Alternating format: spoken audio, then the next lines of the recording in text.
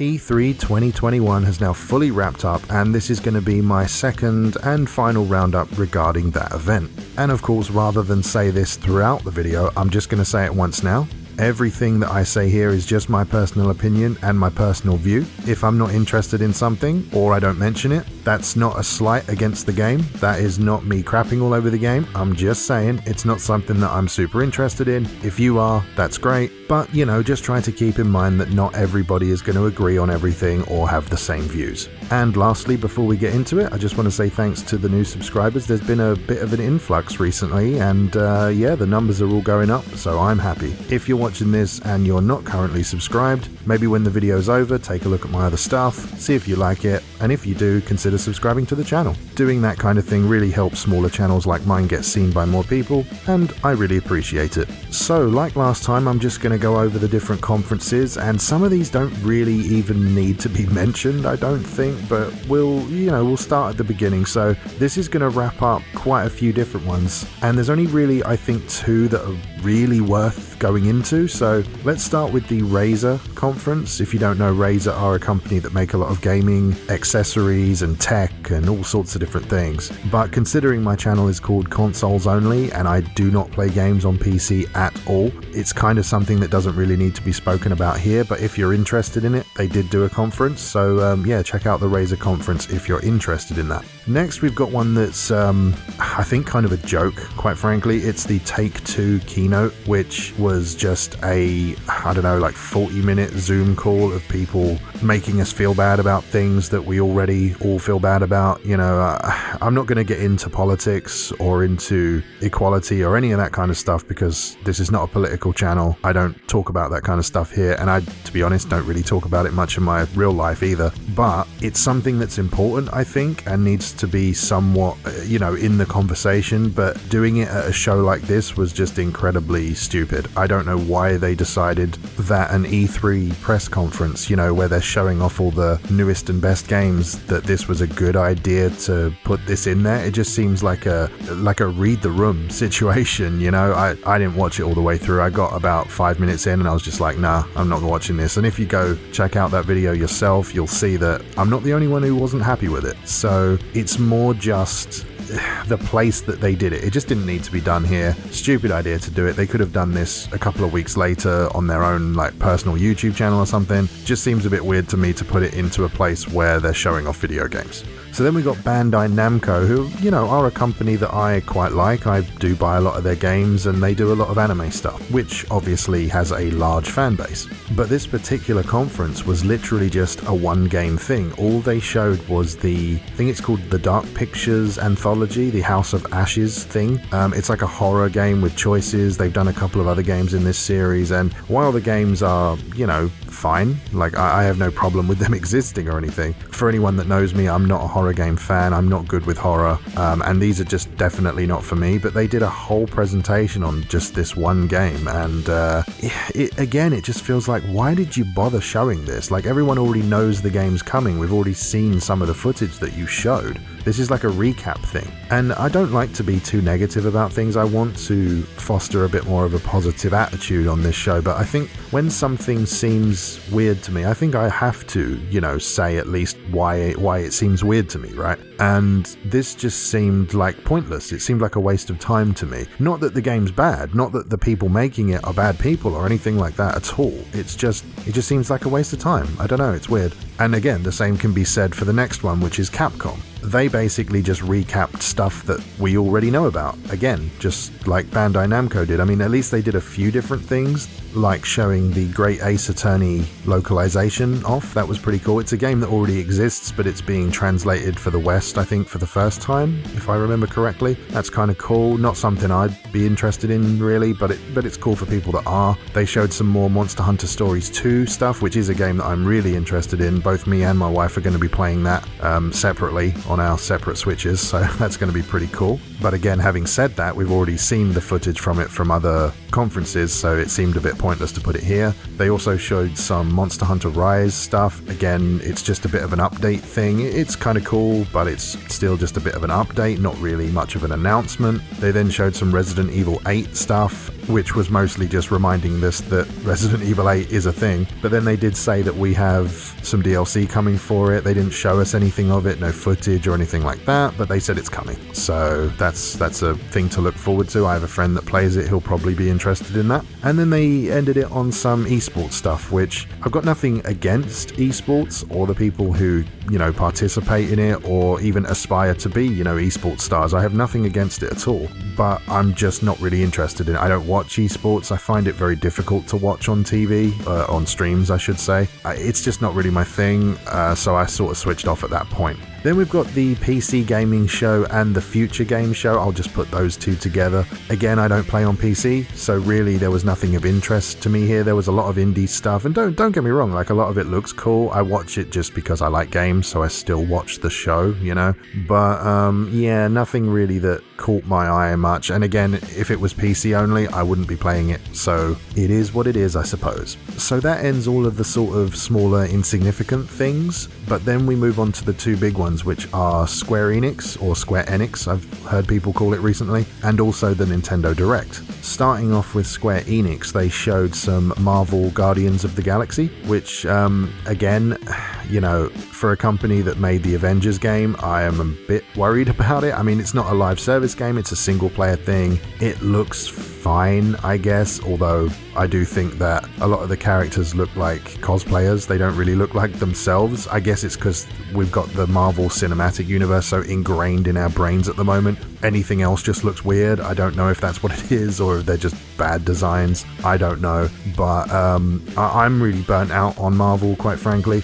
I'm not actually the Marvel fan of the house. My wife was the Marvel fan and she got me to watch the movies. But, growing up, my superheroes were always things like the Power Rangers, the sort of tokusatsu style things. Masked Rider, Kamen Rider, VR Troopers, all that kind of stuff was the stuff that I really enjoyed. So I was never really into DC or Marvel, to be honest. But I did watch the movies, and I think we got to Infinity War before we stopped watching them. So I've never seen Endgame. I've never seen anything past Infinity War as far as I can remember. I don't watch the TV shows, WandaVision and all that. I've got no interest in watching that. The Guardians films were good though. I will say I did enjoy the Guardians films. They just felt so different from the others, and I think a lot of people enjoyed them for that. I don't think this is a game I'm going to play, quite honestly. If it, was really discounted one day and I was really, struggling to find something to play, perhaps I would, but yeah, not really interested in that. Then they showed off a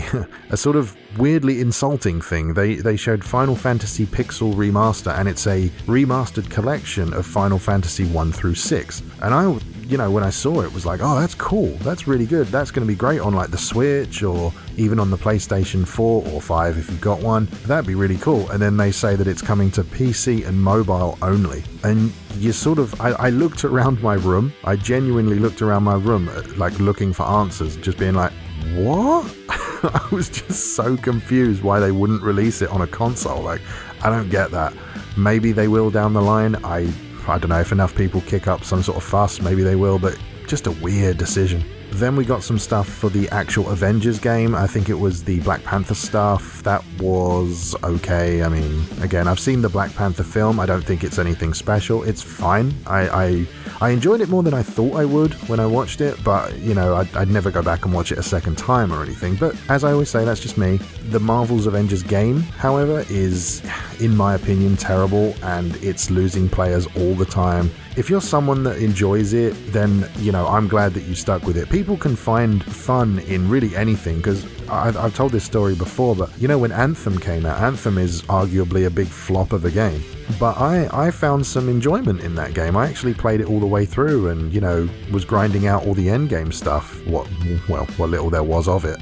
But, yeah, if you still like it, then keep playing it, but for me, it's not something I'll ever go back to. After that, they showed off a whole string of mobile games. Again, I don't care about mobile games. I don't play games on my phone. The phone I actually own is a Sony Xperia L2, which is a very low-end phone, shall we say. It barely runs anything. I can barely watch YouTube videos at 60 FPS on it, so I do not play mobile games whatsoever. So for me, this was not interesting at all. Then we got Babylon's Fall. Now, I've seen a few things about this in the past. It looked quite intriguing at first. It's being co-developed by Platinum Games, and they sort of decided it was going to be a live service. Now, I don't think originally it was, but now it is, and not really sure if I want that. I've got faith in Platinum to do something good with it, but from the gameplay, it wasn't very impressive.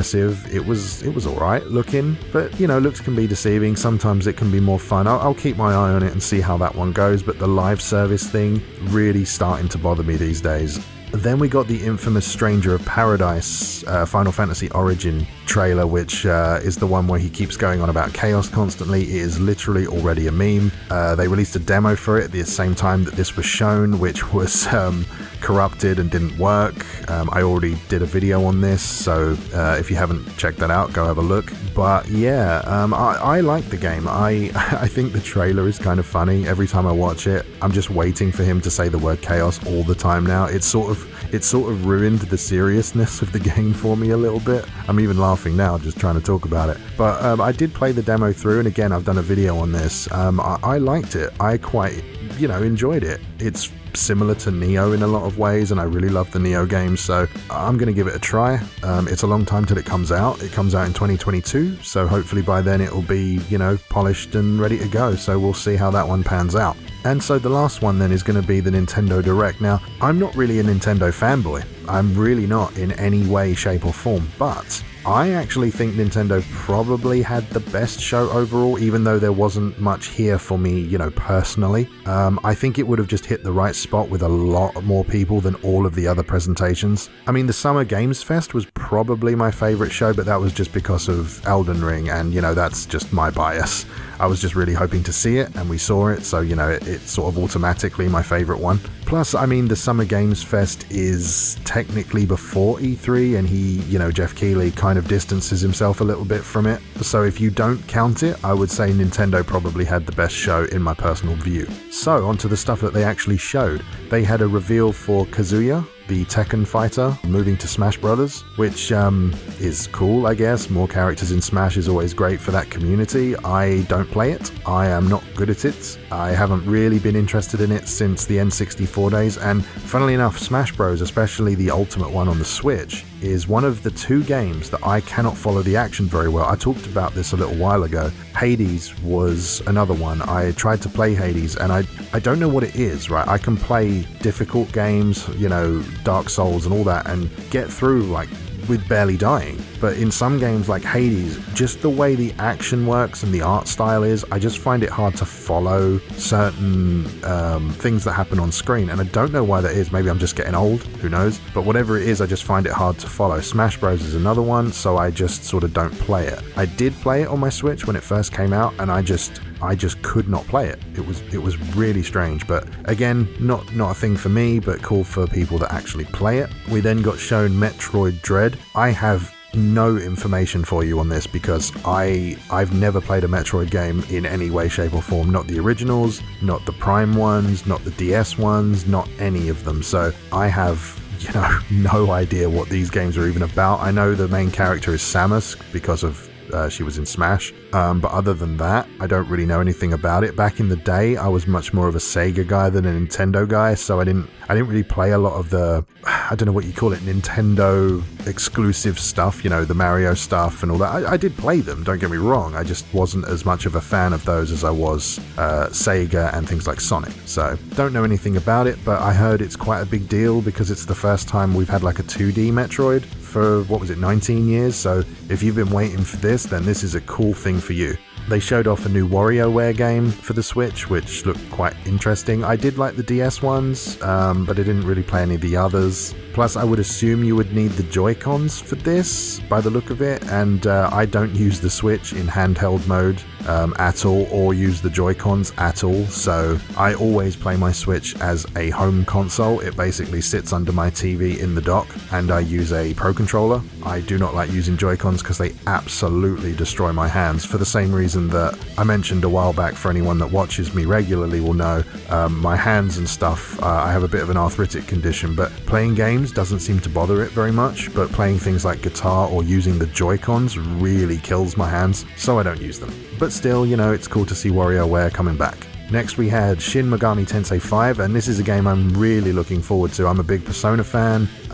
Recently bought the remaster of the third one, the Shin Megami Tensei 3 Nocturne, and it's great. It's brilliant. And for Tensei 5, they showed some actual gameplay, and, you know, being a fan of this series, I was just looking at it going, this is more of what I like, so I was happy for this. Then next was probably my favorite thing of the entire Nintendo Direct as a whole. Maybe my favorite thing from, I don't know, perhaps the entire E3, not counting Elden Ring. This was the Advanced Wars 1+2 remake, and I have such fond memories of playing Advanced Wars 1, you know, on the GBA back in the day. It was actually the first game I owned on the GBA, and I played it for so many hours. Just, it was so addictive. I mean, I never properly played 2. A friend of mine had it, so I sort of, you know, played his copy a little bit, but I didn't really, I didn't own it. So for me, this is a cool little value package. It sort of remakes 1 and 2 with a nice clean 3D look, and yeah, I'm really looking forward to diving back into the first one and playing the second one through, so that was a really cool announcement for me. Then they showed some random Mario stuff. There was stuff to do with Mario plus Rabbids, Mario Golf, Mario Party, and you know, as I've said, I'm not really a massive Mario fan. I played Mario 64 when it came out, you know, I played Mario Odyssey, I've played loads of Mario. I'm just not super into it like a lot of people are.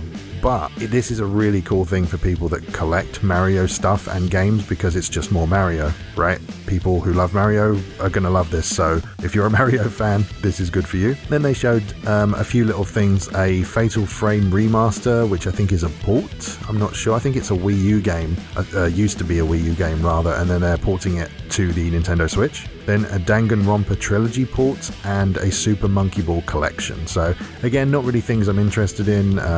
Maybe Danganronpa, if that gets a physical release, I may pick that up, but not really interested in Super Monkey Ball or Fatal Frame, especially not Fatal Frame, because it will scare the living crap out of me and I won't be able to sleep for weeks. So I'm gonna, you know, miss that one. Then lastly, we got the Zelda stuff. They showed some Breath of the Wild 2 footage, which is probably what most people were here to see, and I hope what you saw made you happy. I really do. Please let me know in the comments like what you thought of the reveal of Breath of the Wild 2. I'd be interested to know. As I've said before, I didn't like Breath of the Wild 1. I got about 7 hours out of it and then didn't really play anymore, and I definitely won't be playing the second one, so I'm really relying on you guys to fill me in on, you know, what makes those games enjoyable for you. I mean, while I won't play them, I should at least try to understand why others do, I think. I think that's only fair, and I'm happy to listen to, you know, what you love about Breath of the Wild, and when Breath of the Wild 2 comes out, I'll be looking to you guys again for information and, you know, for letting me know what you think of the game. Then they actually showed a Zelda Game & Watch system, which allows you to play 3 retro Zelda games on it, and it's pretty cool, actually. For me, it was actually more interesting than Breath of the Wild 2, funnily enough. I did a video a while back talking about my experience with Zelda as a series, and I mentioned as a kid that I did own and play Link's Awakening. I liked it. I didn't really understand it very much as a kid. I never completed it, never got very far in it, and I had the Game Boy Color version, which was the Link's Awakening DX version. So I do have a bit of nostalgia for it, and I remember sort of roaming about in it, not really understanding what I was doing, but it just didn't matter to me at the time. I still had fun with it as a kid, you know. And this version looks like it's going to have the original, you know, first Legend of Zelda, which is the NES version. Then it'll have Zelda 2, which I believe is the side-scrolling 2D one, right? And I assume again that's going to be the NES version, and then the Game Boy version, standard Game Boy version of Link's Awakening. And they threw in a very basic old Game & Watch game called Vermin, which, you know, is fine. So, you know, believe it or not, I may actually pick that up. I didn't get the Mario one because, again, not really a massive Mario fan, don't have that much nostalgia for it, but Link's Awakening might be pretty cool to have on it, although, I mean, you can basically emulate it on anything. You could emulate that on a calculator these days, probably, but you know, it's one of those things. I may pick it up down the line. I know the Mario one's gone down in price a lot, so maybe that'll happen with the Zelda one. We'll have to see. But there you go, that basically concludes the roundups of E3 and the stuff I was interested in. Overall, I don't think it's been a great E3, if I'm being honest. If we're talking about a wide audience, you know, I can only really speak for myself, obviously, but it feels like a lot of people may have got a few small things here and there that they loved, as opposed to being blown away by all the cool stuff, you know? Now, obviously, with the pandemic and all sorts of other things going on, I suppose we should have kept all of our expectations low. I mean, perhaps this means that the next E3 will be absolutely stacked due to this one being a little bit dull, maybe? Who really knows at this point, right? But yeah, overall for me, not so great. Some good stuff here and there. Hopefully next year will be far better. But please do let me know below in the comments if there was stuff that I haven't talked about that you really enjoyed, or perhaps I have talked about it and you agree with me or disagree with me. Let me know in the comments down below.